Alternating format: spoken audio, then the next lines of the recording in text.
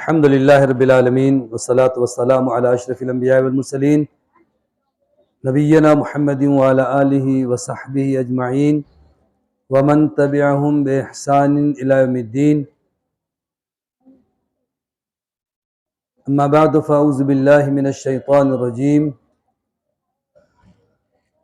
وننزل من القرآن ما هو شفاء ورحمة للمؤمنین ولا يزيد الظالمين إلا خسارا بشرح لي صدري ويسر لي أمري واحلل عقدة من لساني يفقهوا قولي رب زدني علما۔ مجھے یہ سعادت اور خوشی میسر ہوئی کہ الحمدللہ شعبہ حفظ اور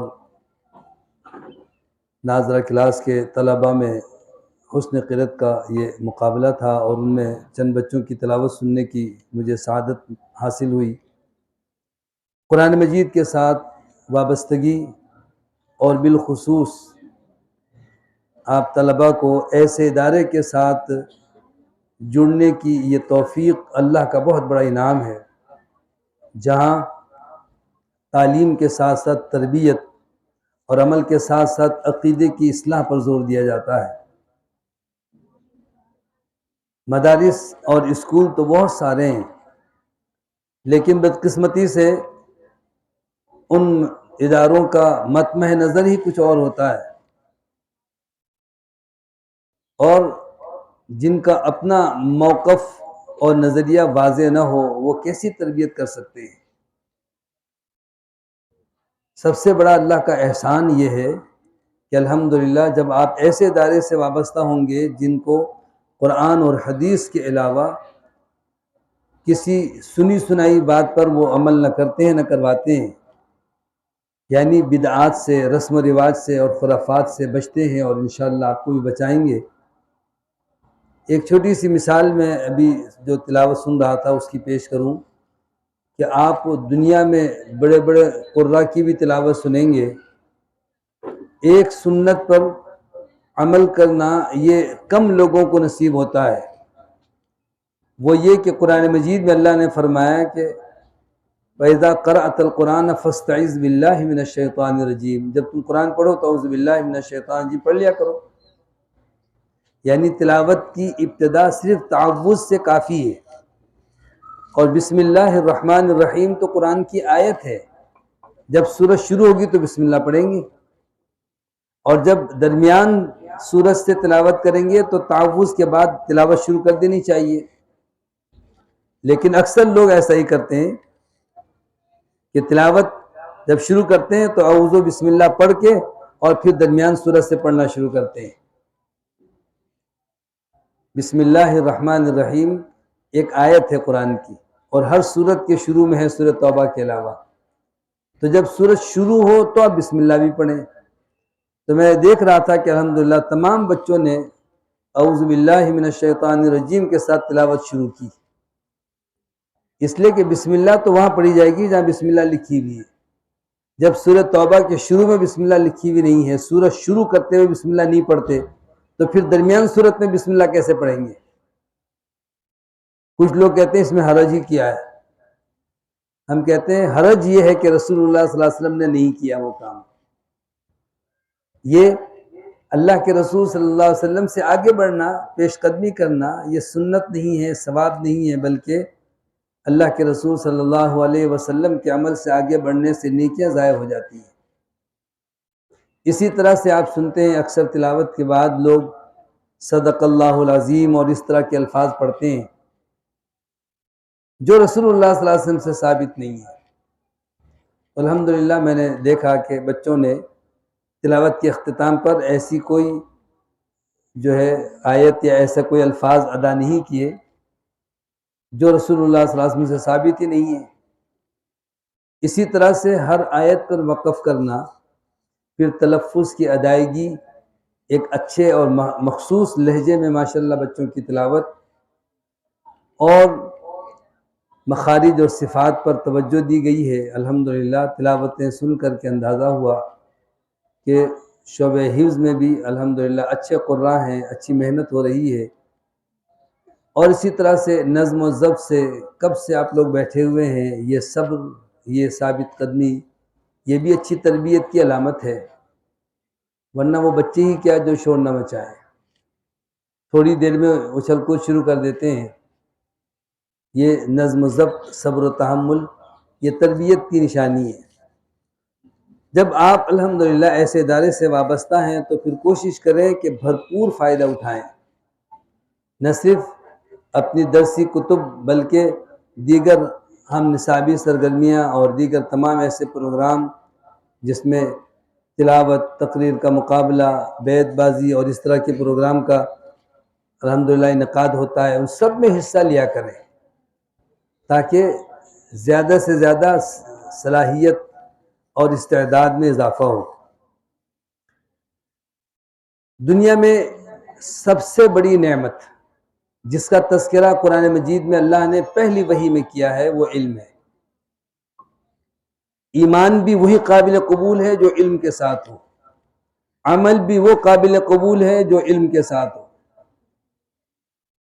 اللہ تعالیٰ نے جو چیز سب سے مقدم اختیار کرنے کا ہمیں حکم دیا، جس چیز کا تذکرہ سب سے پہلے اخذ کرنے کا حکم دیا ہے وہ علم ہے۔ یہ نہیں کہا کہ مسلمانوں سب سے پہلے نماز پڑھ لو یا کلمہ پڑھ لو، بلکہ سب سے پہلا عمل ہی یہ ہے۔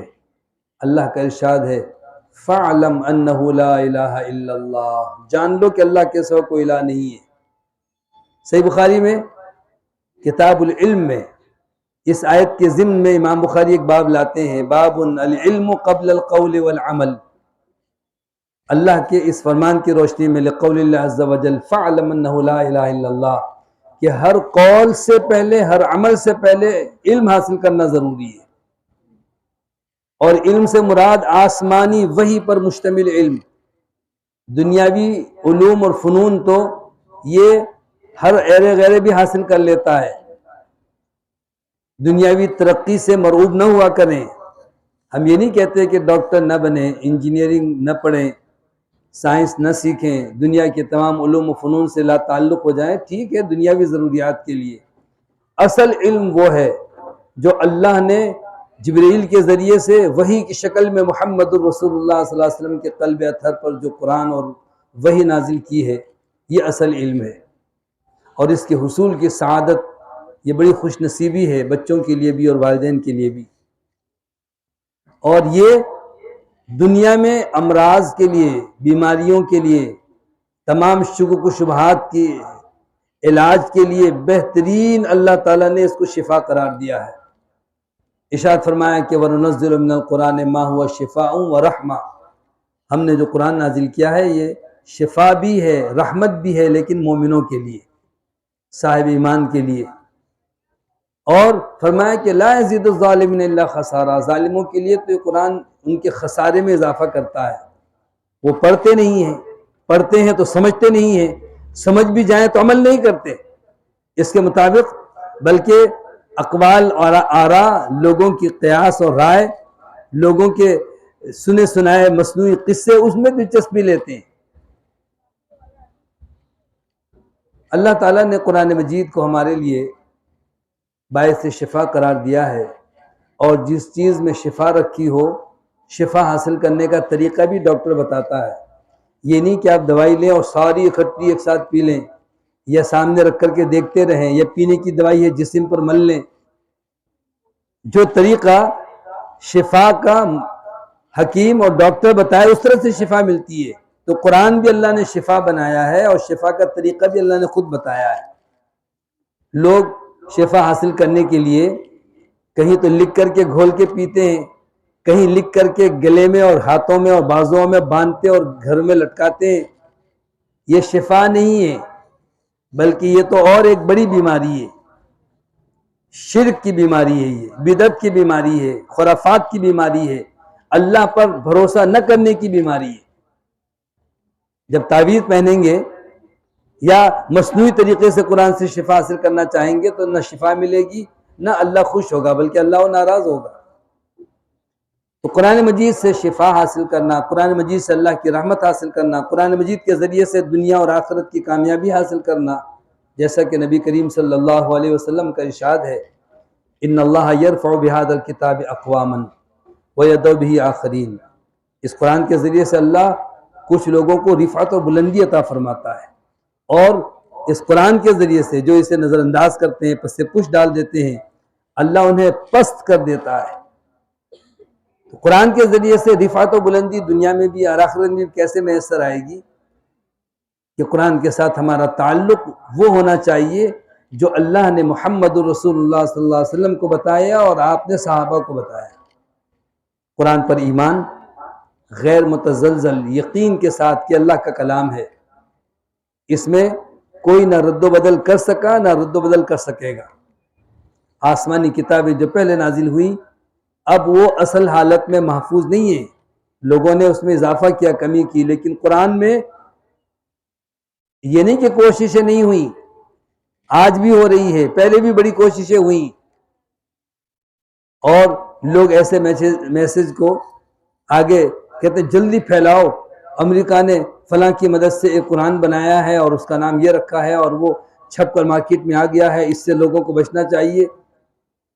ایسی عقل مندی نہ کریں۔ اگر قرآن کے متعلق کسی نے کوئی ایسی شرارت کی ہے تو وہ اپنی موت خود ہی مر جائیں گے، ہمیں اس کی تشہیر کا ذریعہ نہیں بننا چاہیے۔ قرآن کا ایک نسخہ اگر کوئی غلط چھپ گیا تو یہ چھوٹے چھوٹے بچے بھی حافظ ہیں، علماء موجود ہیں، حفاظ موجود ہیں، اس کی قطعاً یہ نہیں ہو سکتا کہ کوئی غلط قرآن پڑھنا شروع کر دے۔ ایک آیت میں ایک حرف تو کوئی رد و بدل کر کے دکھائے، فوراً اسے ٹوک دیتے ہیں، یہ اللہ نے وعدہ فرمایا ہے۔ تو قرآن کے ساتھ ہمارا پہلا تعلق تو یہ ہے کہ شکوک و شبہات میں ڈالنے والوں سے ہوشیار رہیں۔ یہ قرآن معاذ اللہ ناقص نہیں ہے، اس کے کچھ پارے کسی بکری نے نہیں کھائے ہیں، کسی اونٹ نے نہیں کھا لیے، کہیں حذف نہیں ہوئے۔ ایک ایک حرف جو اللہ نے اتارا، جو قلب اطہر پر محمد رسول اللہ صلی اللہ علیہ وسلم کے نازل ہوا، صحابہ نے محفوظ کیا، اور پھر کتابی شکل میں ہمارے پاس ہے، قیامت تک محفوظ رہے گا۔ قرآن کے ساتھ ہمارا دوسرا تعلق جو ہے وہ تلاوت کا ہے، اور یہ ہمہ وقت بالخصوص صبح کا قیمتی وقت ہے۔ قرآن کی تلاوت کے ساتھ ہمارے دن کا آغاز ہونا چاہیے، نماز فجر سے پہلے یا نماز فجر کے بعد روز قرآن کی تلاوت کو معمول بنائیں۔ یاد رکھیں منصب نبوت میں ایک ذمہ داری اللہ نے یہ بھی ذکر فرمائی ہے کہ یتلو علیہم آیاتہ، یہ محبوب پیغمبر اللہ کی آیتوں کی تلاوت کر کے لوگوں کو پہنچاتے ہیں، تلاوت سناتے ہیں۔ قرآن کی تلاوت قرآن کے ساتھ تعلق کا ایک بہترین ذریعہ ہے، اس سے جو ہم سعادتیں حاصل کرتے ہیں وہ بے شمار ہے۔ سب سے پہلے تو بہترین ذکر ہے فرائض کے بعد قرآن کی تلاوت، جس سے دلوں کو سکون ملتا ہے، اور یہ سکون بیماریوں کا ضد ہے۔ کوئی بیماری نہیں ہے لیکن انسان کہتا ہے بڑا بے قرار ہے تو فوراً ڈاکٹر کے پاس دوڑتے ہیں، اور وہ مختلف یہ ٹیسٹ کرواؤ، مختلف چیزیں دیکھتے ہیں، پھر ڈاکٹر کہتے ہیں سب چیزیں صحیح ہیں۔ یہ جو بے قراری کی بیماری ہے نا، یہ جو اضطراب اور پریشانی والی حالت ہے، یہ دور ہوگی جب ہم اللہ کے کلام سے تعلق قائم کریں گے۔ پھر تیسرا قرآن کے ساتھ ہمارا تعلق جو ہونا چاہیے وہ ہے قرآن کو ترجمے اور تفسیر کے ساتھ پڑھیں، یعنی قرآن کے ہر حکم کو اس طرح سے سمجھیں جس طرح اللہ نے رسول اللہ صلی اللہ علیہ وسلم کو سمجھایا، اور رسول اللہ صلی اللہ علیہ وسلم نے صحابہ کو سمجھایا اور صحابہ نے اس پر عمل کیا ہے جس طرح سے اللہ نے فرمایا۔ یہ قرآن کا تیسرا بنیادی حق ہے جس سے اکثر مسلمان بے خبر ہیں۔ اولاً تو قرآن کی جگہ پر اب نعت اور حمد کے نام پر گانوں کے الفاظ گنگناتے رہتے ہیں، بلکہ اس کے ساتھ اب تو ناچ گانے بھی شروع ہو گئے۔ قرآن پڑھنے کے بجائے ایک قرآن کی تلاوت کسی نے کی، اس کے بعد پھر پوری محفل میں یہی گنگناتے رہتے ہیں، جن میں انتہائی غیر مناسب الفاظ، بلکہ کبھی شرک یا کفر یا کلمات بھی ہوتے ہیں، مبالغہ آمیزی ہوتی ہے۔ پھر اگر تلاوت کرتے بھی ہیں اور معاشرے میں بہت سارے لوگ حفاظ بھی ہیں لیکن سمجھنے والے بہت کم ہیں۔ یہ قرآن کے ساتھ بے وفائی ہے کہ جو اصل قرآن کا مقصد ہے وہ ہم نے فراموش کر دیا۔ قرآن سمجھنے کے لیے آیا ہے۔ فرمایا فلا يتدبرون القرآن، یہ قرآن میں غور و فکر کیوں نہیں کرتے، قرآن پر توجہ کیوں نہیں دیتے؟ قرآن میں اللہ تعالیٰ نے جو چیزیں حلال ٹھہرائی ہیں جب پڑھیں گے تو سمجھ میں آئے گا، جن چیزوں کو حرام قرار دیا ان سے اجتناب کرنا اسی وقت سمجھ میں آئے گا۔